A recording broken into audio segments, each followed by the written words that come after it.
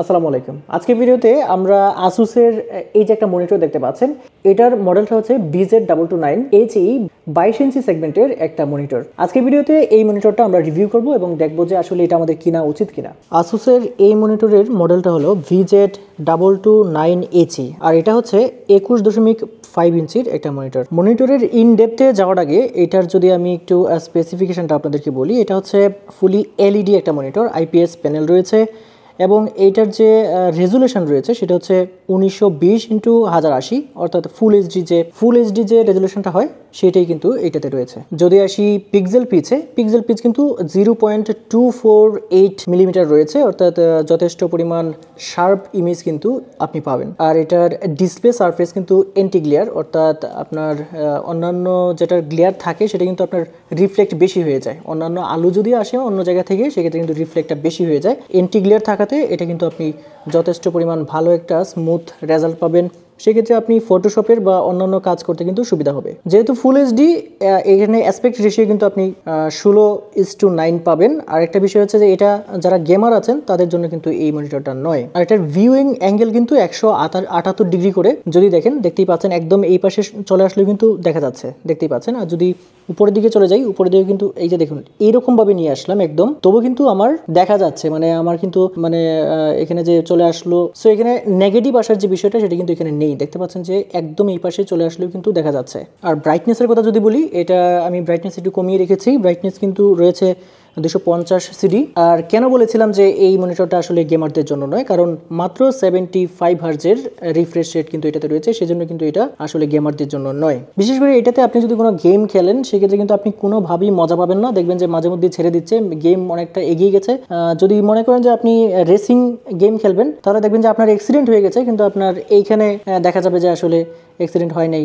আপনি গেম খেলে আসলে মজা পাবেন না এটাতে আসলে। আর কালার সাপোর্টের ক্ষেত্রে এখানে কিন্তু আপনি 16.7 মিলিয়ন কালার পেয়ে যাচ্ছেন। পাশাপাশি এটা কিন্তু আপনি কালার গামুটে 92% এসআরজিবি পাচ্ছেন। যদি আমি একটু এটাকে চেক করে দেখি, সো এসআরজিবিটা আমরা যদি একটু চেক করি, দেখতে পাচ্ছেন যে আমরা ভালো করে আপনি যদি লক্ষ্য করেন যে এখানে কিন্তু এসআরজিবি চেকিং এর যে বিষয়টা রয়েছে সেটা কিন্তু আমরা করে দিচ্ছি। আপনি কিন্তু নিজেও সেটা করতে পারেন। সাদা মোটামুটি সবটাই ঠিক মতো রয়েছে, ডেড স্পট কিন্তু দেখতে পাচ্ছি না, কালো লাল। সো এসআরজিবি টেস্টে কিন্তু এইখানে যে লেখাগুলো ছিল সবগুলোই আমাদের পরীক্ষায় মোটামুটি পাস করেছে। লেখাগুলো যেগুলো ছিল সেগুলো কিন্তু মোটামুটি দেখতে পাচ্ছেন ক্লিয়ার রয়েছে। এটা যদি একটু বড় করে কিন্তু দেখা যাচ্ছে মোটামুটি পিক্সেলগুলো যে ফেটে যাচ্ছে বা এরকম কোনো অপশন কিন্তু নেই আপাতত। সো বলা যাচ্ছে যে হালকা পাতলা ভাবে যে এইটার যে এসআরজিবি টেস্ট ছিল এটাতে মোটামুটি পাস করেছে। তবে দেখতেই পাচ্ছেন এই যে অপশনগুলো পিক্সেলগুলো, এগুলো আসলে এই দামের মধ্যে যে মনিটরগুলো রয়েছে সেই মনিটরগুলো কিন্তু আসলে এত বেশি আপনি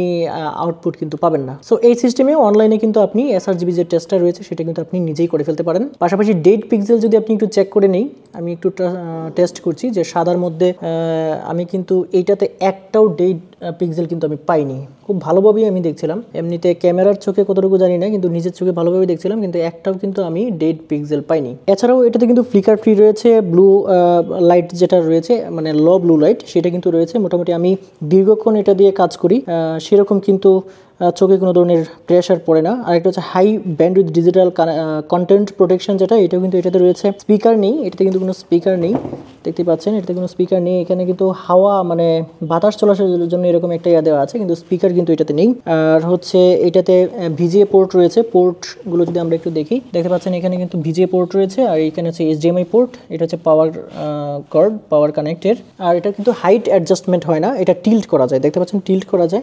টিল্টটা 20 ডিগ্রি পর্যন্ত টিল্ট করা যায়। আমি যদি দেখাই আপনাদেরকে, যে সোজা করলাম, আবার এটাকে কিন্তু একদম 20 ডিগ্রি পর্যন্ত এইভাবে টিল্ট করে ফেলা যায়। কালার যদি বলি, এটা কিন্তু আপাতত মানে ব্ল্যাক কালারই পাওয়া যাচ্ছে, অন্য কোনো কালার কিন্তু আসলে বাজারে এটা নেই। এবং ডাইমেনশন যদি বলি, এটার যে ওয়াইড রয়েছে, অর্থাৎ এইভাবে লম্বাই কিন্তু এটা রয়েছে 498 মিলিমিটার, আবার হাইট হিসেবে রয়েছে কিন্তু এটার 380 মিলিমিটার। এবং আর এটার ওজন যদি আমি বলি, ওজন কিন্তু বেশি না, মাত্র 2.5 কেজি, অর্থাৎ 2.5 কেজি ওজন এটার। আর পাওয়ার কনজাম্পশন কিন্তু অনেক কম, পাওয়ার কনজাম্পশন নাই বললেই চলে। দেখতেই পাচ্ছেন আলাদা পাওয়ার অ্যাডাপ্টার আছে, এটার কিন্তু আলাদা পাওয়ার অ্যাডাপ্টার রয়েছে। এটা সরাসরি কিন্তু এইখানে বিল্ট ইন কোনো অ্যাডাপ্টার নেই, অ্যাডাপ্টারটি কিন্তু বাইরে, যেটা অন্যান্য মনিটরে কিন্তু বিল্ট ইন থাকে। আর এটার ওয়ারেন্টি কিন্তু আপনি 3 বছরের পেয়ে যাচ্ছেন, আর এটা রিপ্লেস ওয়ারেন্টি পাবেন। 3 বছরের মধ্যে যদি কোনো সমস্যা হয় তাহলে রিপ্লেস পেয়ে যাবেন। আর এটার স্ট্যান্ডটা কিন্তু এখানে এরকম পাচ্ছেন, দেখতে পাচ্ছেন। এটার স্ট্যান্ডটা লাগানো খুবই সহজ। নিচের দিকে আমি যদি দেখাই, এই যে দেখতে পাচ্ছেন একটা নাট, এটা খুলেই কিন্তু খোলা যায়, আবার এটা এখানে লাগিয়ে দিলে কিন্তু কাজ ওকে। এবং নিচের দিকে আমি যদি একটু দেখাই আপনাদেরকে, দেখতে পাচ্ছেন এখানে বাটনগুলো রয়েছে। এখানে কিন্তু সবগুলো সেটিংসের বাটন পেয়ে যাবেন। এখানে বিভিন্ন সেটিংস রয়েছে, সেই সেটিংসগুলো কিন্তু এখান থেকে আপনারা চেঞ্জ করে নিতে পারবেন। যেমন আপনি কালার, টেম্পারেচার, বিভিন্ন সিলেকশন রয়েছে। যদি একটু আপনাদেরকে দেখাই, এই পাশে এটা হচ্ছে পাওয়ার বাটন। পাওয়ার বাটনে চাপ দিলে একবার বন্ধ হয়ে যাবে, আবার যদি চাপ দেন আবার এটা ওপেন হয়ে যাবে। পাশাপাশি এটা ওপেন হোক, আমি দেখাচ্ছি। দেখতে পাচ্ছেন এখানে হচ্ছে সেটিংস রয়েছে। সো সেটিংসের বিভিন্ন যে অপশনগুলো রয়েছে এখান থেকে আপনি চেঞ্জ করতে পারবেন, এবং এইখানে আপনি একটু জাস্ট পড়লেই কিন্তু বুঝতে পারবেন যে আসলে কোন সেটিংসটা কোনভাবে করা উচিত। এছাড়া ইউটিউবে অনেক ভিডিও রয়েছে, সেটা কিন্তু আপনি দেখে আপনি কালার, টেম্পারেচারগুলো কীভাবে করবেন, কীভাবে সেটিংস করবেন সেটা কিন্তু জেনে নিতে পারেন। পাশাপাশি এটার যে থিকনেস রয়েছে দেখতেই পাচ্ছেন, একেবারেই মানে 5 অথবা 6 মিলিমিটার হবে, একেবারেই একদম স্লিম। এইখানে একটু মোটা রয়েছে। এই হচ্ছে মোটামুটি এই যে মনিটরটা ছিল, এই মনিটরের স্পেসিফিকেশন, মোটামুটি রিভিউ। এখন আসা যাক এটা আসলে কাদের জন্য, আপনি আসলে এটা কিনবেন কি কিনবেন না। যারা হচ্ছে অফিসিয়াল কাজ করবেন, মানে বিভিন্ন ডকুমেন্ট নিয়ে কাজ করবেন, তাদের জন্য এই মনিটরটা একদম পারফেক্ট। যদি আপনি মনে করেন এই মনিটরটা দিয়ে ভিডিও এডিটিং করতে পারবেন, মোটামুটি প্রাইমারি লেভেলে করতে পারবেন, প্রো লেভেলে করতে পারবেন না যদি অনেক বড় ধরনের ভিডিও হয়, বড় ধরনের প্রজেক্ট হয়। যদি আপনি এই মনিটরটা দিয়ে গ্রাফিক্স ডিজাইনের কাজ করতে চান, 100% আপনি করতে পারবেন, কোনো ধরনের সমস্যা হবে না।